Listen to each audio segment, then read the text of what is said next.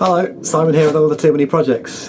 At the end of the last video on the Nighthawk, I had fitted the heater grips up on the bars and run the cabling down under the tank, which is here now. It's all working okay. I've already hooked it up to the battery so that Clara can warm her hands, and then left it plugged in, and miraculously the battery power all disappeared over the following week, despite the fact that it was all switched off, which is kind of what I expected to happen. So today I'm just going to do hopefully quite a neat job of wiring it into the ignition circuit, so that when you turn the ignition off, the power to the heater grips is totally disconnected. So first of all, I'll show you how the wiring works at the moment.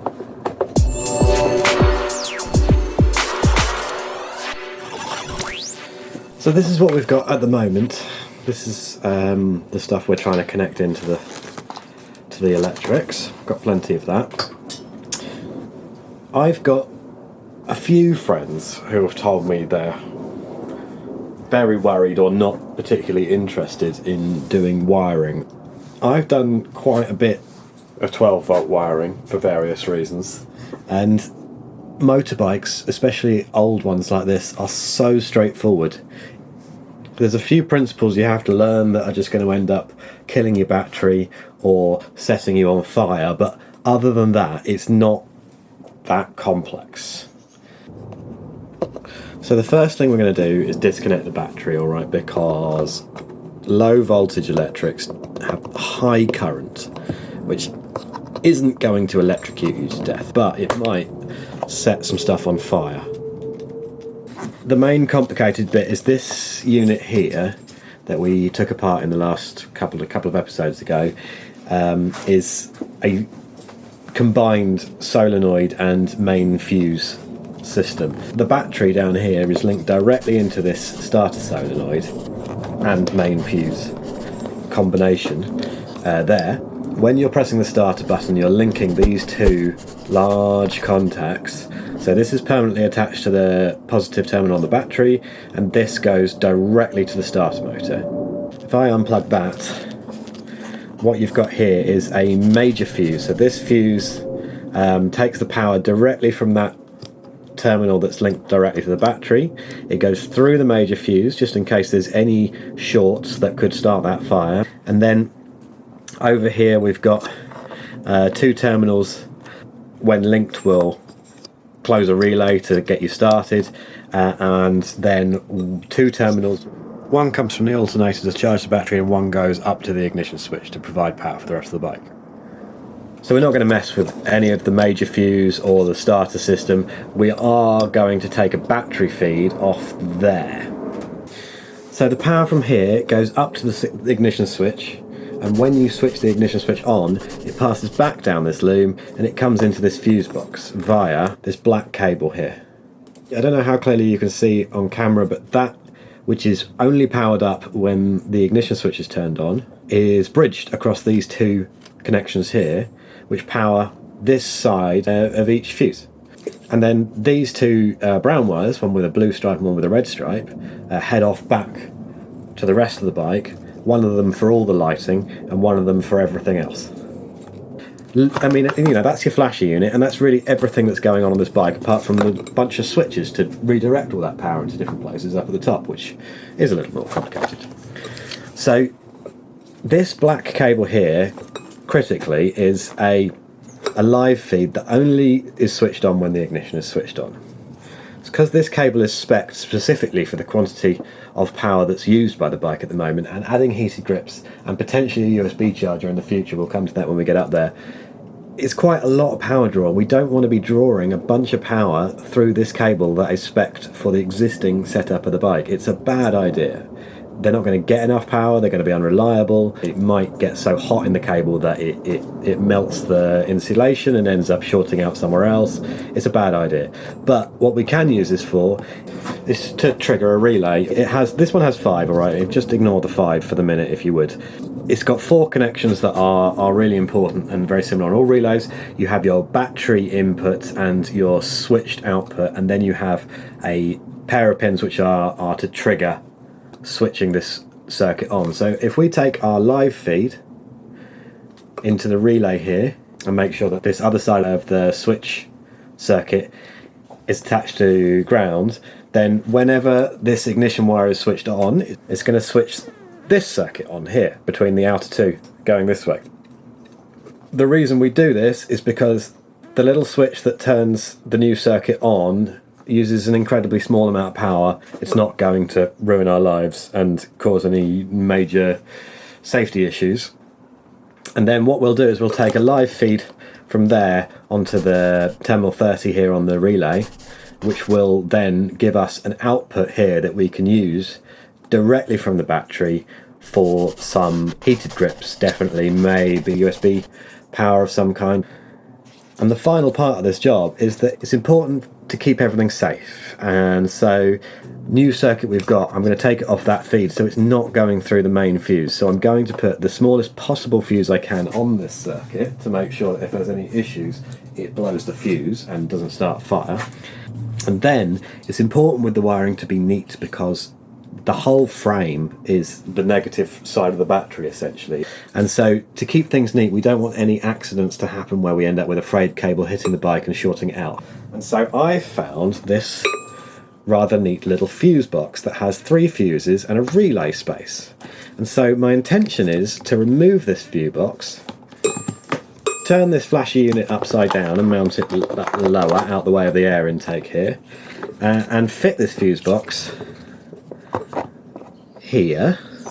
Keep everything really rather neat and nice, and not add a load of spliced crappy wires everywhere, which is a sure sign that a bike has been through some bad stuff. So I'll try and get this wired up off the bike first so that I don't have to start messing with the bike until I've got some of the work done.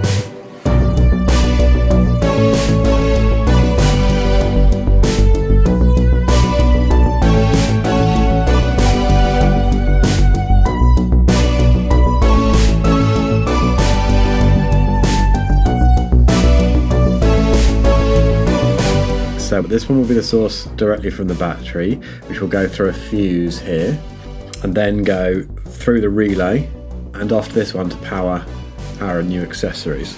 And this will come from the ignition switch, power these 2 fuses, which will replace the existing fuse box. Then the extra bit is where it comes then from that second source into the relay trigger here. Ideally, I would have liked to have colour-coded everything a bit nicer, but I haven't got as many colours in stock as I would like, so this purple cable is representing basically everything that Simon's done. So if anything's wrong, it's probably purple, which will keep everything out of the way of the existing circuit diagram.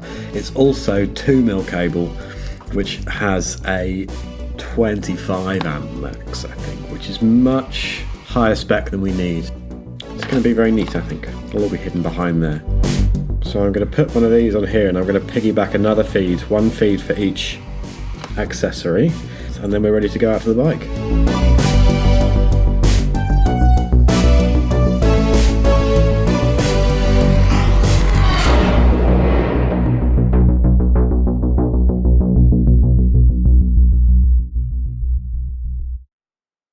Alright, so first thing to do is to make some space and remove the things we're not going to do. No, take that back. The first thing to do is to disconnect the battery.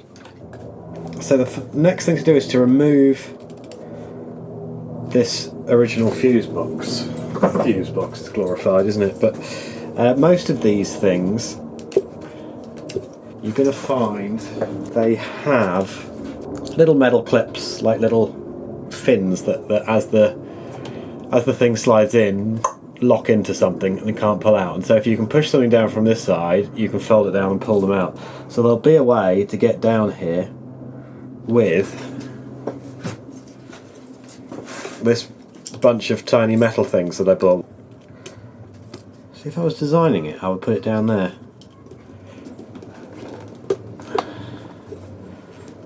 Ah, that's it. There we go. Easy. Now, in order to maintain as much of the length I've got here on these cables, I'm going to remove these original connectors. I mean, it might just come out if I do that straight away. Yes, it does, so that was much easier. The next thing that's in the way is actually this little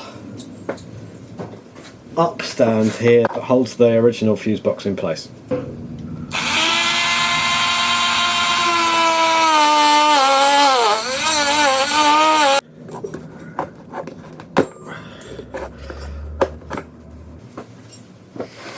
So I've actually got a couple of angled brackets as the plan for mounting this. One piece of metal coming here and then a little angled bracket down to hold the back of it right like that. What I might do, I can't see any purpose-built earth points up here conveniently located. I might turn that into an earth point for these things, and I think that would be really, really good. Well, I'm going to go and get a crimp for the battery terminal first, so I'm going to be attaching the battery lead onto there and bringing it round. Okay, so that's ready to go on there. I have used heat shrink on these exposed things, which I didn't do for all of these because they're all hidden inside various protective plastic boxes. And now I just need 2 crimps to go on the fuses on here and join this one into the piece there for the last 3 connections. Okay, so that's our black cable, which is the supply from the ignition, going into the first fuse. The right way around, shove that in there, click. So that's there, and then it is piggybacked first into the second fuse, and then third into the relay trigger here. And these are the outputs from the original fuse box, which are now going 1 and 2 in there. So what's coming from the black wire will go through those fuses and out of these 2, and then the only thing we've added is the trigger, the wire that hits the trigger on the relay now. So while that's upside down, I'm going to just this connection, I'm just going to add to the starter solenoid there. So that's battery power to the relay. Plug the connector back into the ignition and everything. I'm going to do some testing at this stage. I'm going to wedge that in upside down and get the meter, because in theory if I switch the bike on now, connect up the power, we should see switched ignition on these original 2 cables and on this one. That is if we put the fuses in, I suppose. Then if I ground this cable that hasn't been attached to the other side of the trigger here, we should see the relay clicking on and off with the ignition as well. So let's try that. Okay, so I've got the battery hooked back up and the meter, the negative terminal is on the negative battery terminal. So just to show you first of all, if I just jam that onto the live battery lead that we're piggybacking off, you see we get 12.8 volts, which is fantastic because I've just recharged the battery. So that's really good. So what we're looking to see is, first of all, the ignition's not on, right? So there should be no power anywhere except this cable, which will have the same voltage as, if I can get it, there we go. So that's got 12.79 coming in there. Now, if I fuse this up, we're actually going to be rocking 10 amp fuses on all 3. And now we should be seeing 12.79 volts here. Voltage, no, there we go. Which then links into this terminal on the relay, 12.79 volts, and then will go to this one when we switch the ignition on. Now if I grab the key, this is the cable that comes back from the ignition switch. Okay, so we've got power there. It drops to 12.3, 12.4 because we've got a carb heater running straight away. I mean, I don't know if the headlights are on as well or anything, but you're going to see that voltage drop when there's power being used. And so, because there's a carb heater, I would say that's not unsurprising for that massive drop from 12.8 down to 12.2. If you haven't got a carb heater, that is quite a lot for just switching the bike on. And that's getting from the black cable piggybacking across to the new purple cable, and it should be getting across to our trigger on the relay there. Come on. Yeah. And in theory, because the fuses are in, it should also be going to, pretty hopeful about this because the neutral light's on, so it seems like it's working, but that's seeing 12 volts through to this half part of the bike, and this is seeing 12 volts through to that part of the bike. And now I'm going to put in the relay. And so for testing purposes, I'm taking this other side of the trigger from the relay, and I'm just going to stick it onto the negative terminal on the battery for now. And so when we turn the ignition, it should switch this, and this side of the relay should switch on, and there should be an audible click.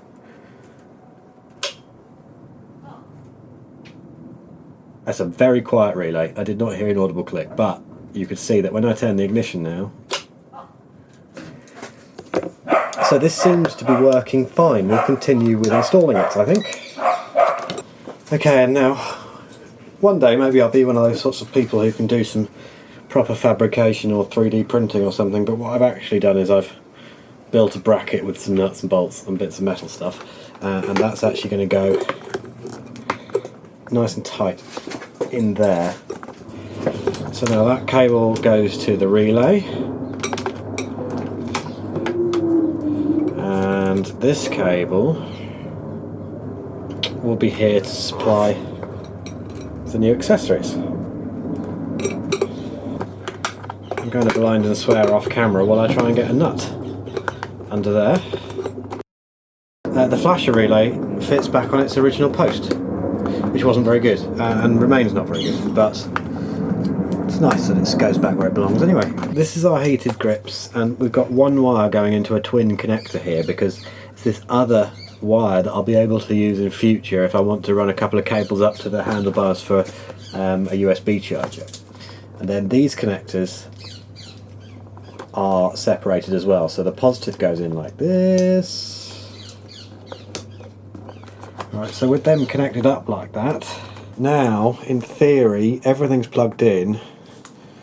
With the ignition off, nothing should happen here, and it doesn't. And then when I switch the ignition on, it should. It doesn't. Hold on, let's try something different. Alright, I had a little bit of a fiddly connector there. So, but now, with the ignition off, this should do nothing. With the ignition on, this should work. And then when I switch the ignition off again, it cuts the power to the heated grips. Thumbs up. Love it. So, what have we achieved here? What we've done wrong. I don't like this. I've done it. Hopefully I'll never have to do it again. I don't like where the earth point is, because it's really fiddly to get to if I ever need to get it off. Hopefully I won't have to get it off. That's my plan. Hopefully I've done it up tight enough. It's got nylock nuts so that it's not going to vibrate free. I've used the same connectors here for both sides, and I've used them the same way around, which is an oversight. I've also remembered that it's actually exactly the same connector as the car piecer, which is just down here as well. It's good to have unique connectors for unique connections in case you connect them up the wrong way, because you can do some damage to some things if you get the polarity wrong. So I probably would have done that differently in the future. But it's done now. It's not the end of the world. Other than that, I'm very, very pleased. Nice little bit. We've got a cool thing when you turn the ignition on now as well, which is quite nice. Like and subscribe if you've enjoyed this video. Let me know anything I did wrong. Hopefully a little bit informative to some people. It's not that hard. This is very simple electrics. This is just logical circuits, just slightly expanded. So give it a go, and I will see you on the next one.